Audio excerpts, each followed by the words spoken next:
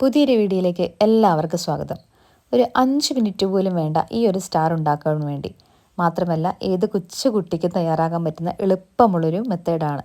ഒന്ന് കണ്ടു നോക്കാം. ഇതിനായി ഞാൻ എടുത്തിരിക്കുന്നത് സമചതുരത്തിലുള്ള സ്ക്വയർ A4 ഷീറ്റ് പേപ്പറാണ്. കളർ A4 ഷീറ്റാണ് എടുത്തിരിക്കുന്നത്. അത് പച്ച കളർ നമുക്കൊരു 4 എണ്ണവും റെഡ് കളറ് ഒരു 4 എണ്ണമാണ് വേണ്ടത്. ഇഷ്ടമുള്ള കളർ നിങ്ങൾക്ക് എടുക്കാം. ഒരു ക്രിസ്മസ് തീം ആയതുകൊണ്ടാണ് ഞാൻ റെഡും ഗ്രീനും സെലക്ട് ചെയ്തത്. ഈ കളർ A4 ഷീറ്റിന് ഒരെണ്ണത്തിന് 2 രൂപയുള്ളൂ കേട്ടോ. ഏത് സ്റ്റേഷനറി കടയിൽ ചോദിച്ചാൽ നിങ്ങൾക്ക് കളർ A4 ഷീറ്റ് കിട്ടും. അതിൽ കുട്ടികളുടെ സാധനങ്ങളെല്ലാം ലഭിക്കുന്ന കടയുണ്ടല്ലോ, അവിടെ കളർ പേപ്പർ എന്ന് പറഞ്ഞാൽ മതി, ഈ പേപ്പർ കിട്ടും.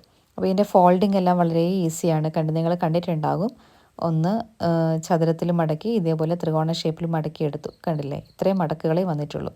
ഇനി ഈ 2 മടക്കൂടെ ചേർത്ത് ഇതേപോലെ ഒന്ന് ഒട്ടിച്ചു കൊടുത്താൽ മാത്രം മതി.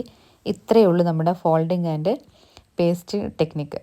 ഇത് ഫെവിക്കോളാണ് ഉപയോഗിച്ചിരിക്കുന്നത്. അത്രയും കൊണ്ട് ഒന്ന് ഒട്ടിച്ചു കൊടുത്തു. ഇതേപോലെ ബാക്കിയുള്ളതെല്ലാം ഞാൻ ഓൾറെഡി ചെയ്ത് വെച്ചിട്ടുണ്ടായിരുന്നു. ഇത്രയേ ഉള്ളൂ നമ്മുടെ പരിപാടി. ഇനി നമുക്കിത് ഒരു കാർഡ്ബോർഡിലോ അല്ലെങ്കിൽ ഒരു പേപ്പറിലോ ഒട്ടിച്ചെടുക്കണം. അപ്പോൾ അതിനായിട്ട് ഞാൻ എടുത്തിരിക്കുന്നത് നമ്മൾ നേരത്തെ ഈ എൻ്റെ സ്റ്റാറിൻ്റെ ഉണ്ടാക്കാൻ വേണ്ടി എടുത്ത അതേ അളവിലുള്ളൊരു സ്ക്വയർ പേപ്പർ ഞാൻ എടുത്തു. 10 സെൻറ്റിമീറ്റർ നീളം വീതിയുള്ളൊരു പേപ്പർ എടുത്തു. അതിനിതാ ഇതേപോലെ ത്രികോണം രീതിയിൽ 2 മടക്കി, പിന്നെ ഒന്നും കൂടെ മടക്കി, 3ആയിട്ട് മടക്കി. ഇനി ഒരു റൗണ്ട് ഷേപ്പിൽ മുറിച്ചെടുക്കണം എന്നാണ് ഉദ്ദേശം. നിങ്ങൾക്ക് ഏതെങ്കിലും ഒരു വളയോ എന്തെങ്കിലും വെച്ചിട്ട് മുറിച്ചെടുത്താൽ മതി കേട്ടോ. ഇതിങ്ങനെ മുറിക്കുകയാണെങ്കിൽ ഒട്ടും പുറത്ത് കാണാത്ത രീതിയിൽ കറക്റ്റ് അളവിൽ നമുക്ക് കിട്ടും. നമ്മൾ നേരത്തെ എടുത്ത സ്ക്വയറിൻ്റെ അതേ വലുപ്പത്തിൽ തന്നെ ഇതേപോലെ. ഇനി പശ എടുത്തിട്ട് ഈ ഷേപ്പിൽ, റൗണ്ട് ഷേപ്പിൽ മുഴുവനായിട്ട് നമുക്ക് പശ തേച്ച് കൊടുക്കണം. ഇതേപോലെ വളരെ ഭംഗിയായി പശ തേച്ച് കൊടുക്കുക. അതിനുശേഷം ഞാനിപ്പം നിങ്ങൾ റൈറ്റ് സൈഡിൽ കാണുന്നത് ഒട്ടിച്ചതല്ല, ഞാനത് പെറുക്കി എടുക്കാൻ വേണ്ടിയിട്ട് ഒരു ക്രമത്തിൽ അങ്ങനെ വെച്ചെന്നേ ഉള്ളൂ കേട്ടോ. ഒരു റെഡ്, ഒരു ഗ്രീന്, ഒരു റെഡ്, ഒരു ഗ്രീന് എന്നിങ്ങനെ ക്രമത്തിൽ നമുക്കിത് മുഴുവൻ ഒട്ടിച്ചെടുക്കാം. നിങ്ങൾക്ക് വേണമെങ്കിൽ റെഡും വൈറ്റും വേണമെങ്കിൽ കളർ കോമ്പിനേഷൻ സെലക്ട് ചെയ്യാം.